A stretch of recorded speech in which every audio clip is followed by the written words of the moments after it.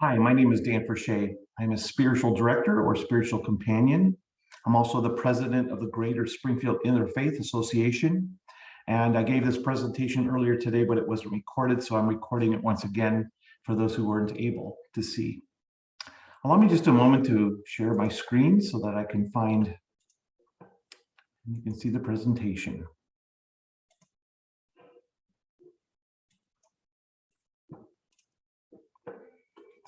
I received my certificate in spiritual companioning in 2010 from the Aquinas Institute of Theology in St. Louis.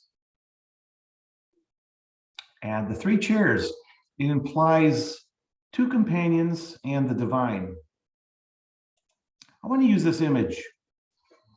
However you define the divine, God, source, light, ground of our being, we all get this encounter with the divine where the divine reaches out the hand of invitation, like Fred Rogers would reach out to Ginger Rogers, and she would be the human responding. The invitation merits the response. And once that takes place, the dance begins. It's a more jovial, joyful, poetic way of seeing this encounter. It's my definition that to be human is to be spiritual, a spiritual being who is wired with a deep drive towards wonder, transcendence, and community. Thus, everybody is a spiritual being. It's inherent in humanity. I'll be using a lot of resources from the Spiritual Directors International website known as SDI Companions. This was for an interfaith community earlier today, so this slide says all spiritual direction is interfaith, because no two people have the exact same experience of the divine. We just name it differently. Great resources for how to find a director, how to better understand what it is, how to participate. To be human is to ask the big questions. Francis of Assisi would walk the streets and each day saying, God, who are you? And who am I? Afresh, anew, because every day is a different way of understanding those questions and those answers, perhaps. In every faith tradition, there are the founders who are the seekers. Down below on the left is Siddhartha, who became the Buddha, who left his rich, palatial-styled lifestyle living, where he sought meaning, understanding, transcendence. Up above, the Prophet Muhammad went into the caves to ponder in a deep questioning until he received the revelation of the Quran. Up at the top right, the mothers and fathers of the desert mothers and fathers would go off to explore a different, more austere way of encountering the divine. Down below is Abraham, who went off from his land of comfort into a place of something new, to seek out a new way, to respond to the summons of this God who summoned him. And then the bottom, the prophet could be the Christ, the seeker, the one alone, wondering who is summoning him. Living the dash in between the worship services at the mosque, the temples, or the church is this the questions that arise. What do I do with that? God, what does this mean? Who am I to these people? All sorts of questions that come up as somebody discerning, as somebody seeking insight, somebody just confounded. For one thing, it is a pilgrimage. We're all on a journey through this life, and we're all seeking to know who we are on that pilgrimage, to be who are we with. Periphery meaning we often walk on the edges. Sometimes we have to leave our comfortable places to go out to find our answers. And prescriptions meaning the ways that we're learning that come out of our faith traditions of how we're supposed to be, perhaps, how we observe. What is the moral life based on? Who is this God? Who am I amidst community? The great mythologist Joseph Campbell said we must be willing to get rid of the life we've planned so as to have the life that is waiting for us. He came up with the hero's journey. He saw that as the common path, the circular path that causes everybody to leave, to face adversities, find adversaries, find companions, and come home again. What is spiritual companionship? According to the SDI website, spiritual companionship is a relationship in which a companion allows, through deep listening, the spiritual story of the other to unfurl. Through this relationship, the person seeking companionship is empowered to explore a deeper relationship with God, Allah, Tao, the universe, or however you may refer to the ground of all being. It's a very inclusive path because it's the human path, and humans are spiritual. The word companions literally means with bread. So we share bread on the journey. The role of the lead companion, as my good friend Kent Groth would say, one beggar showing other beggars where to find bread. There's a humility, there's a friendship, there's a symbiotic need for one to the other to share that bread for sustenance on the journey. So it's very common, and we all, again, are wired for a community, so this fits our identity, to travel with somebody for a purpose. A lot of people would like to know the differences of these different forms of guidance. So on the left, there's a picture of the man from the movie The Mission. He is holding on to his armor because he can't let go of his past. He killed somebody, he's dealing with shame, and so he's dragging his past behind him. In professional counseling, it's about seeking help to find a solution with a specific problem through sound psychological theory and helpful strategies and techniques. We rely on these professionals to help us deal with the stuff we're dragging behind, and maybe even going back into the deep trauma with the skills. In the center, pastoral counseling, you seeking your pastor, your imam, somebody who is your religious leader, seeking advice or support to find a solution with a problem through a particular faith perspective. So you might be guided by the texts of your church or your temple or synagogue, wherever.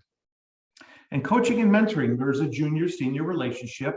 Somebody is an apprentice seeking somebody who is the model for instructions or goals related to life skills or others areas such as business and ministry to improve, to grow in a field or a skill, a discipline.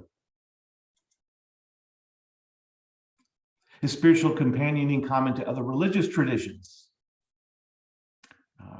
In Hinduism, Sikhism, Jainism, and Vajrayana Buddhism, spiritual teachers or guides are referred to as gurus or masters.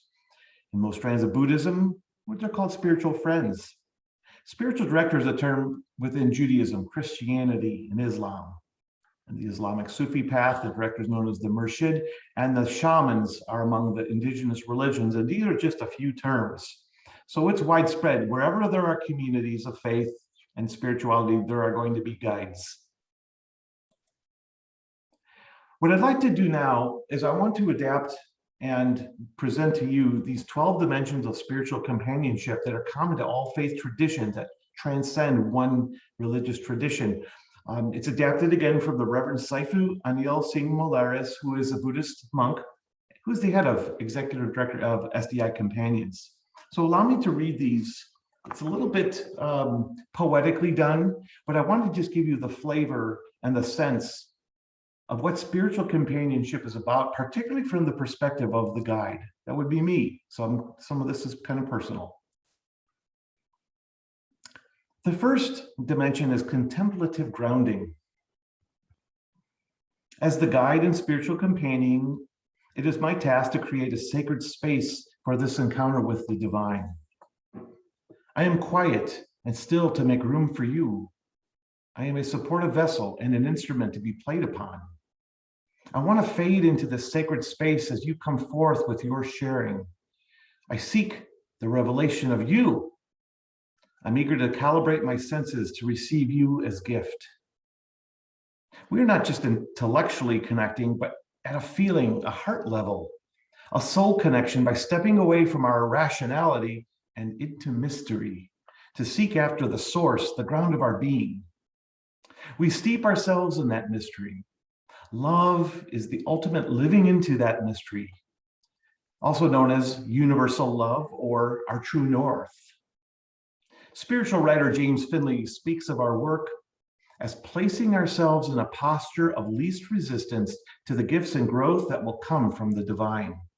Again, the three chairs indicates the two companions making space, a chair for the divine. Who is the true director? Deep listening. As noble silence becomes an active engagement, a form of witnessing, listening to God in and through you, I'm willing to create a safe space to reveal and unfurl oneself. While I'm aware of the importance of my presence in terms of my awareness, thoughts, and sharing as the companion guiding the session, I nonetheless commit to and pledge my willingness to take your hand and go to the places you'll want or need to take me. As such, I do not wish to be your coach, but your brave companion. I'm looking for the truth to be revealed in you through invitations and sacred opportunities as we combine our energies along the journey. When approaching our session, I'm aware of this noble process and begin cleaning and preparing my spiritual home where I'll receive my companion. Some questions I am making room for are, how can I be supportive and honoring to this truth revealed in you? What's fertile in my companion's sharing? Accountability.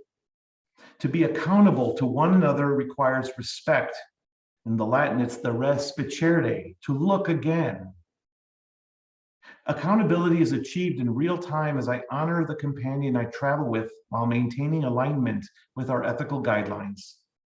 If we feel the need to challenge our companions, we do so by holding the mirror so that they can see themselves and thus be held accountable for their own expressions and actions. This action reminds us that divine love is, as ever, the true director of souls. Also, we do well to periodically check in with our companions to ascertain that they are growing and that the relationship is helping in that growth. That is the goal of spiritual companioning, deepening, having a greater sense, more insight, a confirmation of the leanings that you're feeling and having somebody confirm them. Respecting agency. Harkening back to that notion of divine love being the true director, we as directors, companions, are bound to embrace the awareness of knowing that we're not here to superimpose ourselves upon another, but to allow our companions to unfurl. We honor their own seeking, their own learning process, personal abilities, and by kindly allowing that they are in a process of sacred development.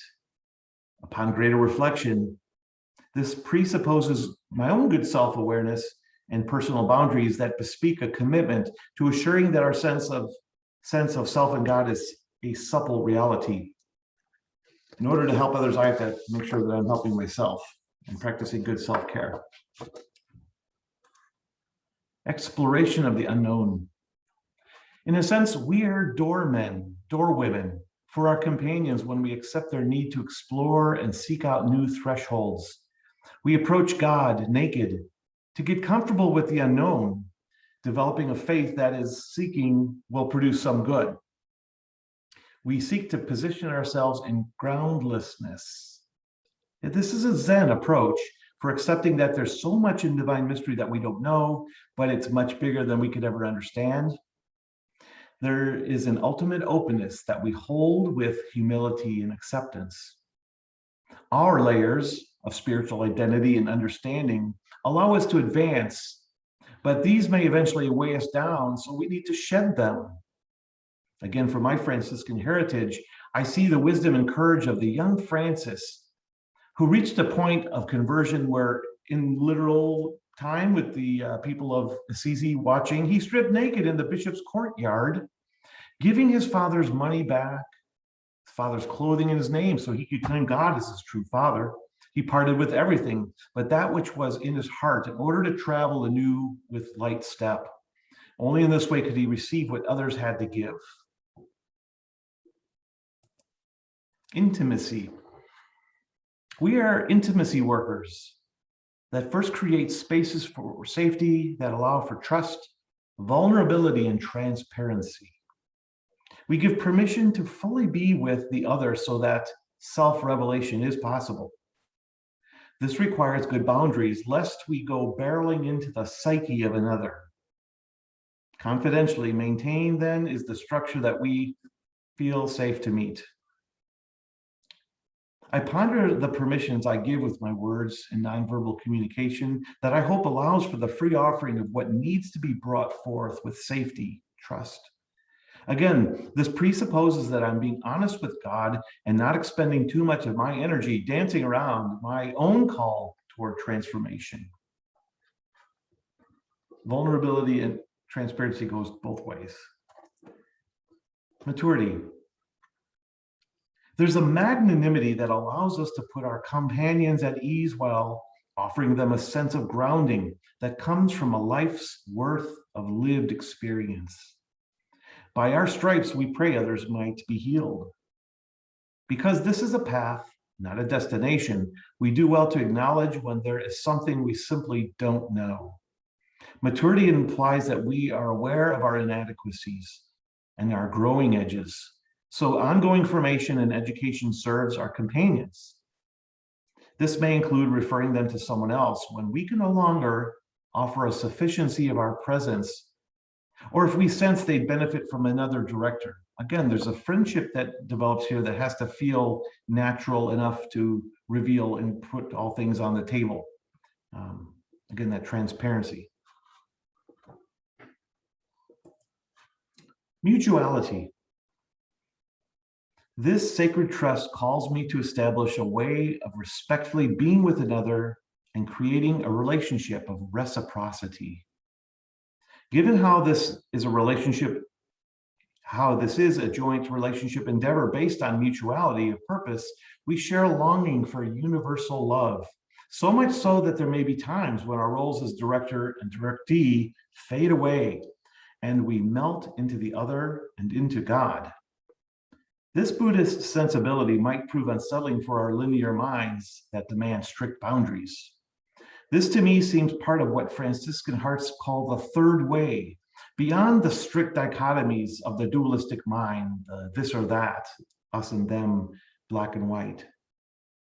At best, this is a combination of emptying ourselves of an egoic need for being higher while being amazed by the emerging brilliance of our companions, whose path teaches, inspires, and challenges us.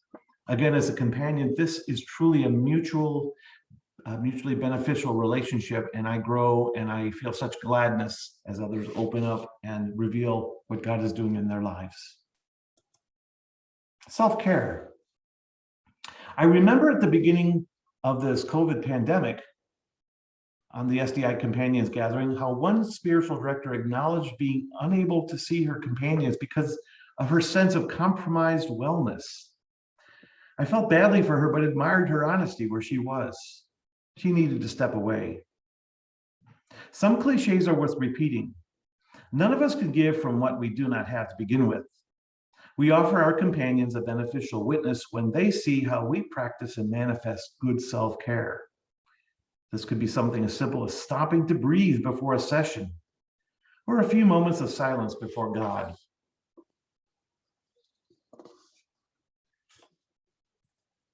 Skillful means. We do well to remain mindful of when offering multiple modalities within a session, when it's appropriate and beneficial for our companions. And what I mean by that phrase, multiple modalities, it refers to our remaining flexible in holding or operating with spiritual and religious fluidity. This is much like in the schools, how teachers are understanding that some children are visual learners, some are tactile, some are oral. And so we need to sometimes pull on different techniques, modalities, such as entering into a story with imagination as if we're the characters walking alongside the Buddha or Jesus. Perhaps it's just holding silence. Sometimes it's utilizing paints or drawing materials to create a mandala or to summon forth a specific passage of text just to talk about and dwell with the text. This is, again, similar to how educators are finding different ways to reach students so that everybody can learn and find some meaningful way of connecting to the truths that are present. Good discernment. Discernment for spiritual companions implies an intentional seeking, as if two adventurers were cutting their way to make a path through a thick jungle. The goal is to arrive at the place the companion is feeling led, even if only perceived dimly at present. As such, we seek to be responsive to the needs of our companions by being reasonably nimble, reactive, and as supportive as we can be. Sometimes this calls us to act as mirrors, to help our companions sense how they're working through something. As a director, I will often ask myself in the midst of a session, do my questions lead my companions to the deeper next step? Am I offering my companions helpful tools to seek insight and a hopeful and positive direction to take? Sometimes I just want to affirm what I'm hearing and seeing and just speak it, because just to hear from another person, that could be as much as anybody needs. And it's very affirming and validating. Again, discernment means to cut away at that which is not necessary or essential to find that which is. And it's good to have help on that journey. And finally, experiential, reverential are great words. We fall into the embrace of the beloved together. We dance, we reckon with, we agonize over the presence of the divine. Sometimes this God, this wild God, is confounding. Intellect has its place, but we give credence or preference to the heart listening that allows us to commune with the divine. Using an ancient Jewish image, our directees are burning bushes that are not consumed. They're Jonahs emerging from the whale. They're companions at the Feast of Cana as the wine is flowing. Or they're walking alongside, picking up the fragments of fish and bread. They are the response of God to us in our own seeking.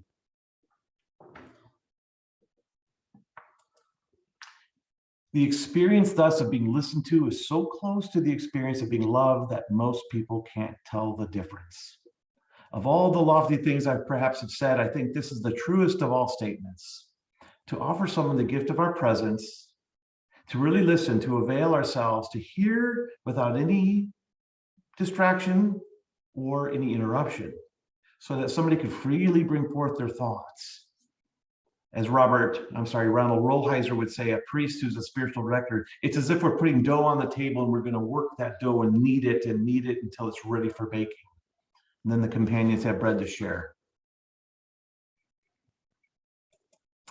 We offered questions today. And if you have questions, if you would like something more specific, you can contact me. I love to talk about spiritual companioning. It's one of the most gladdening ministries I've ever had in my life, to be able to journey with somebody in real time, to sense how the divine is operating, no matter how educated or no matter what someone's faith background or no faith at all. Everybody wonders.